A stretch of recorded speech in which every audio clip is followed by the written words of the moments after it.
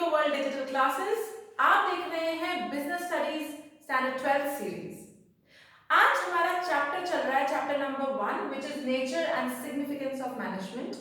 और आज का टॉपिक मैं बोल के इंट्रोड्यूस नहीं करूंगी, पहले मैं एक कहानी बताऊंगी, अपनी ही बताऊंगी, और उसके बाद हम इस टॉपिक को रिलेट करेंगे। ओके, मैं I used to work for an organization. मैं एक ऑर्गेनाइजेशन में काम करती थी और उस ऑर्गेनाइजेशन में जब मैंने ज्वाइन किया तो मैंने एक मैनेजर की तरह ज्वाइन किया। मतलब मेरा काम था मेरे से नीचे जो लोग हैं उनसे काम करवाना, और जो मेरे से ऊपर मेरे बॉसेस थे या मेरे से जो ऊपर ऑर्गेनाइजेशन में लोग थे, उनके जो भी आइडिया थे, जो भी प्लान थे, उनको एग्जीक्यूट करवाना, उनको पूरा करवाना, ये मेरा काम था। मेरे से ऊपर मेरे कुछ सीनियर्स थे और उन सीनियर्स में से कुछ ऐसे थे जो बहुत ज़्यादा सीनियर मोस्ट पोजीशन पे थे ऑर्गेनाइजेशन में। जैसे हमारे हेड थे डिपार्टमेंट के वो, फिर उनसे ऊपर हमारे उनके भी एक बॉस थे, वाइस प्रेसिडेंट थे, फिर उनसे ऊपर एक प्रेसिडेंट थे, और फिर फाइनली सबसे ऊपर सीईओ थे, चीफ एग्जीक्यूटिव ऑफिसर। तो ये जो chief executive officer, vice president, president और हमारे डिपार्टमेंट के हेड थे, ये किसी भी नई चीज को साथ मिलकर डिस्कस करते थे। ये समझने की कोशिश करते थे कि वो जो चेंज है वो हमारे बिजनेस को, हमारी ऑर्गेनाइजेशन को कैसे असर करने वाला है, और उसको टैकल करने के लिए उन्हें क्या करना चाहिए। तो ये सब सोचने का काम, सारी चीजों को टटोलने का काम, और फिर उस पर एक बेसिक प्लान बनाने का काम ये लोग करते थे। ठीक है, उसके बाद हम सबको बुलाया जाता था, हम सबको बुला के बताया जाता था कि देखो आज की डेट में ये करने की जरूरत है, ये प्रॉब्लम आ चुकी है या ये चेंज आ चुका है एनवायरनमेंट में, तो हमें अकॉर्डिंगली अपने आप को चेंज करना चाहिए।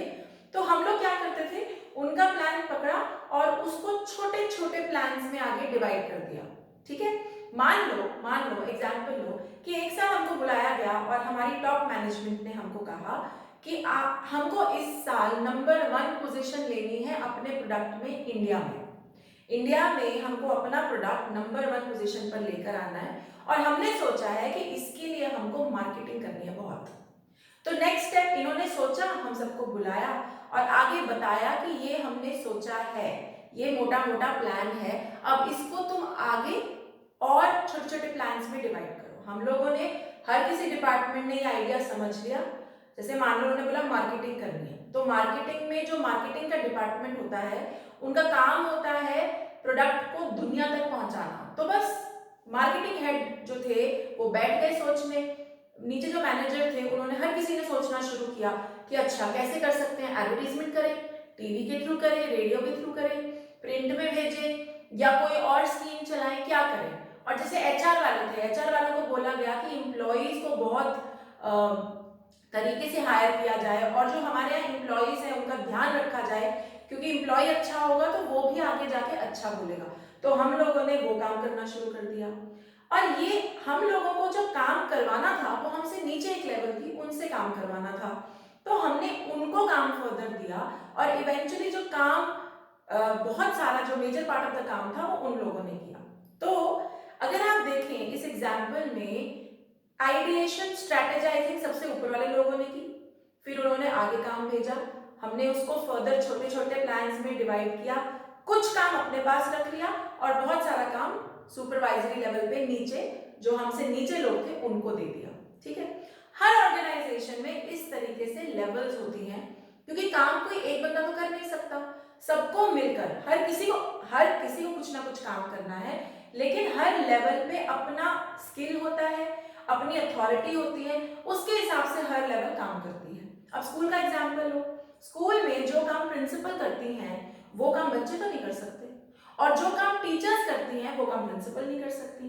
तो स्कूल में भी अगर देखो, टॉप मैनेजमेंट तुम ऐसा समझो कि प्रिंसिपल है, डायरेक्टर हैं, जो उस स्कूल के ट्रस्टीज हैं वो मोटे मोटे डिसीजन, मोटी मोटी स्ट्रेटेजाइजिंग करते हैं। ठीक है, उसके बाद नीचे काम आता है टीचर्स पे, जो कोऑर्डिनेटर्स होते हैं, हेड्स होते हैं, उनको बोला जाता है देखो हमने अपने स्कूल की रेपुटेशन नंबर 1 करनी है, अब तुम ये कैसे करोगे हमें बताओ। फिर सारे लोग अपना दिमाग लगा के प्लान बनाते हैं, फिर कुछ स्टूडेंट बॉडीज बनाई जाती हैं, बच्चों को इन्वॉल्व किया जाता है, और वो टीचर्स और बच्चे मिलके वो पॉसिबिलिटी पक्की करते हैं, राइट? तो यानी स्कूल में भी we see levels of management.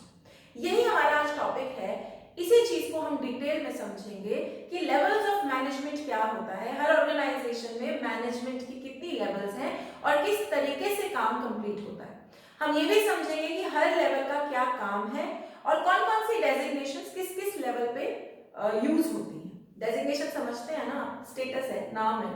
आपने सुना होगा कि फला बंदा प्रेसिडेंट है, फला बंदा वाइस प्रेसिडेंट है, मैनेजर है, वो किस लेवल पर आता है, ये हम आज के वीडियो में समझेंगे, ठीक है? अब अगर बोर्ड की तरफ ध्यान दें, मैंने 3 लेवल्स यहाँ पे मार्क की हैं, टॉप, मिडिल एंड सुपरवाइजरी या ऑपरेशनल लेवल।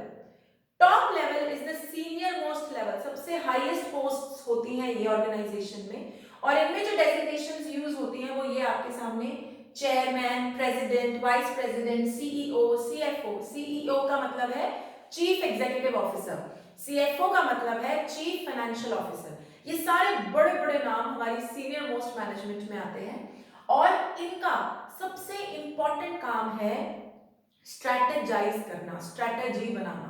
अब बच्चों को स्ट्रैटेजी आसानी से समझ नहीं आती, तो मैं तुम्हें एक बड़ा सिंपल तरीका समझती हूँ। एग्जाम में अच्छे नंबर लाने की क्या स्ट्रैटेजी है? कुछ बच्चे बोलेंगे हम पूरा साल पढ़ते हैं, वो हमारी स्ट्रैटेजी। कुछ बच्चों की स्ट्रैटेजी है आखिरी के महीने में पढ़ना। कुछ बच्चों की स्ट्रैटेजी है पढ़ना ही नहीं, पेपर में 1 2 3 4 करके अपना काम निकाल लेना। तो ये अलग अलग तरीके हैं एक गोल तक पहुंचने के। स्ट्रैटेजी वही होती है। टॉप लेवल पे थोड़ी कॉम्प्लिकेटेड इसलिए है क्योंकि बहुत बड़ी बिजनेस ऑर्गेनाइजेशन है और उसका दामोदार मतलब उसका मरना जीना इन लोगों के हाथ में है, इन लोगों के सही डिसीजंस पर है। तो इसीलिए टॉप मैनेजमेंट का सारा टाइम स्ट्रैटेजी मतलब सारा सबसे बड़ा इंपॉर्टेंट काम है स्ट्रैटेजी करना, सोचना कि हम अपनी ऑर्गेनाइजेशन को कैसे कंट्रोल करें। आगे देखिए, क्लियरली यहाँ पे मैंने लिखा है 4 मोटी मोटी फंक्शंस या रिस्पॉन्सिबिलिटीज हैं टॉप मैनेजमेंट की। पहली, welfare and survival of organization. Organization चलती रहे, काम अच्छा होता रहे, कोई भी चेंज अगर आया है उससे ऑर्गेनाइजेशन ठप ना हो, इसका सारी रिस्पॉन्सिबिलिटी टॉप मैनेजमेंट के ऊपर है। अब देखो कोरोना वायरस आ गया, कोरोना वायरस आने से सारी मैनेजमेंट्स को, टॉप मैनेजमेंट्स को सोचना पड़ा होगा कि हम क्या करें जिससे हमारा काम खत्म ना हो, रिवाइव हो सके, चलता रहे। ये काम है उनका। सेकेंड, बिजनेस एनवायरनमेंट को टटोलना और उसके अकॉर्डिंगली चेंजेस लेकर आना। बिजनेस एनवायरनमेंट क्या होता है? कई चीजें ऐसी हैं जो हमारी ऑर्गेनाइजेशन के कंट्रोल में नहीं होती। जब डीमोनेटाइजेशन हुई या जीएसटी लगा तो ये ऑर्गेनाइजेशंस को पता नहीं था कि ये होने वाला है, लेकिन हो गया, और जब हुआ तो असर तो पड़ा ही होगा। अब समझदार मैनेजमेंट वो है जो क्विकली इसको समझे और अपने बिजनेस को इन बदले हुए हालातों में कैसे चलाना है वो भी करे। अगर वो ये टाइमली कर पाती है तो बिजनेस सरवाइव कर जाता है, राइट? अभी हाल फिलहाल में एक न्यूज है कि फेसबुक ने जियो में इन्वेस्ट किया है। फेसबुक ने इंडियन रिलायंस का जो जियो है आप जानते हैं, उसमें इन्वेस्ट किया है। सोचने वाली बात है कि क्यों इन्वेस्ट किया ऐसे समय पर, क्या कारण हो सकता है? ये अगर आप समझें, जियो आज की डेट में हमारा बहुत मेजर टेलीकॉम, सबसे बड़ा टेलीकॉम प्रोवाइडर हो चुका है और फेसबुक उसमें पैसा लगा के इंडियन मार्केट को, इंडियन कंज्यूमर को बहुत ज्यादा कैप्चर कर सकता है, मतलब बहुत सारे कंज्यूमर बना सकता है, मार्केट बढ़ा सकता है। अब जो बाकी टेलीकम्युनिकेशन इंडस्ट्री है, जैसे एयरटेल है, जैसे आइडिया है, अब तो आइडिया ऑलमोस्ट खत्म ही होने वाला है, बट चलो ये जो डिफरेंट है, इन्हें ये चेंज समझना पड़ेगा कि उनके कॉम्पिटिटर के पास बहुत सारा पैसा आ रहा है और फेसबुक पैसा लगा रहा है, तो उस चेंज को देखते हुए उनको भी अपनी स्ट्रैटेजी बदलनी पड़ेगी। ये उनके लिए कौन करेगा? उनकी टॉप मैनेजमेंट। क्लियर है? थर्ड, ओवरऑल हमारी और किसी भी ऑर्गेनाइजेशन का गोल क्या होना चाहिए, क्या अचीव करना चाहते हैं? क्या हम नंबर 1 ब्रांड बनना चाहते हैं, या हमें ब्रांड से कोई मतलब नहीं है, हम चाहते हैं कि हमारे सबसे ज्यादा कंज्यूमर्स हो, नंबर ऑफ कंज्यूमर्स हमारे सबसे ज्यादा हो, या हम चाहते हैं कंज्यूमर भी छोड़ो, हमें प्रॉफिट चाहिए, सबसे ज्यादा प्रॉफिट होना चाहिए, या हम चाहते हैं हमारी बहुत ज्यादा बड़ी बढ़िया ब्रांड रेपुटेशन हो, जिसको देखो वो हमको जानता हो। हम क्या चाहते हैं? ये चाहना ना, दोनों नीचे वाली लेवल्स नहीं सोचती, ये टॉप मैनेजमेंट सोचती है कि हमें ये चाहिए और इसको चाहने में हमारे पास ये रास्ते। स्ट्रैटेजी, रिमेंबर टॉप मैनेजमेंट का क्या काम है? स्ट्रैटेजी फिगर आउट करना। तो टॉप मैनेजमेंट क्या करेगी, मुझे मोस्ट प्रॉफिटेबल होना है, तो इसके लिए मुझे स्ट्रैटेजी ये निकालनी है कि मैं दो मॉडल्स निकालूंगा, एक सस्ता और एक बहुत महंगा, ताकि दोनों सेगमेंट्स हमारी कवर हो जाए। I am just giving an example, ऐसा हो सकता है। तो ये काम टॉप मैनेजमेंट करेगी। फाइनली टॉप मैनेजमेंट का काम है ये भी देखना कि उनकी ऑर्गेनाइजेशन सोसाइटी पे कैसा असर डाल रही है या सोसाइटी से कैसे अलाइंड है। मैं बार बार टाटा का एग्जांपल लेती हूँ क्योंकि मुझे सोसाइटी शब्द आते ही ना टाटा याद आ जाता है। अब तुम खुद सोचो, मैंने पहले भी कई वीडियोस में कहा है कि टाटा बहुत ज्यादा एम्प्लॉय फ्रेंडली है, बहुत ज्यादा कस्टमर फ्रेंडली है, चीजें बहुत बढ़िया बनाते हैं, बहुत अच्छे दामों पे बनाते हैं, अपने एम्प्लॉयज का अपने घर जैसा ध्यान रखते हैं। ये सब मैनेजर और जो लोअर लेवल वो नहीं सोचते, ये उनकी टॉप मैनेजमेंट की सोच है, उनके फाउंडर्स की सोच है, जो उनके कामों में दिखती है। तो वही बात है, सोसाइटी से कैसे डील करना है, सोसाइटी के लिए क्या करना है, हम कैसे ऑर्गेनाइजेशन होंगे, ये सब टॉप मैनेजमेंट का काम है। देखो, कोई कोई ऑर्गेनाइजेशन है जो कहेगी यार थोड़ा बहुत कस्टमर को चीट करने में कोई दिक्कत नहीं है, हमारे एथोस कोई फर्क नहीं पड़ता, हमारे को तो यही लगता है, ठीक है, पैसा कमाना है। कोई ऑर्गेनाइजेशन कहेगी एक बार के लिए डील छोड़ दो, पैसा छोड़ दो, लेकिन हम कस्टमर चीटिंग नहीं करने वाले। ये दो अलग सोचें हैं और ये सोच टॉप मैनेजमेंट देखती है। अभी क्लियर, समझ में आ गया? गूगल का एग्जांपल मुझे यहाँ पे हमेशा याद आता है क्योंकि गूगल के दो फाउंडर्स थे और उनकी सोच उनकी बुक में है the Google story, where they say कि हम चाहते थे कि हमारे एम्प्लॉइज को हमारे ऑर्गेनाइजेशन से इतना प्यार हो जाए कि वो घर जाने के बारे में सोचे ही ना। This thought also has to be formulated by the top management. Top management ही सोचेगी इसके बारे में, तब जाके ये आगे दिखना शुरू होगा। अभी क्लियर?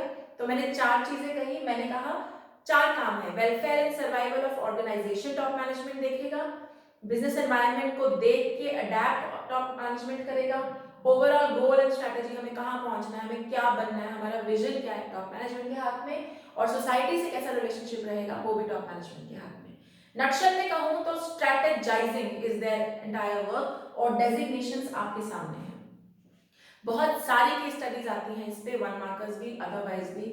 केस स्टडी ढूंढते हुए आप इन फंक्शंस वाली लाइनों पे ध्यान देंगे या फिर इन डेजिग्नेशंस पे ध्यान देंगे। और अगर आपको कोई कहे कि इस टॉप मैनेजमेंट को समझाओ, तो समझाने के लिए 5 पॉइंट लिखने हैं, 4 ये और 5वां डेजिग्नेशन का। अभी क्लियर? होपफुली यहां तक क्लियर है। हम अगले लेवल्स अगली वीडियो में करेंगे। Okay, thank you.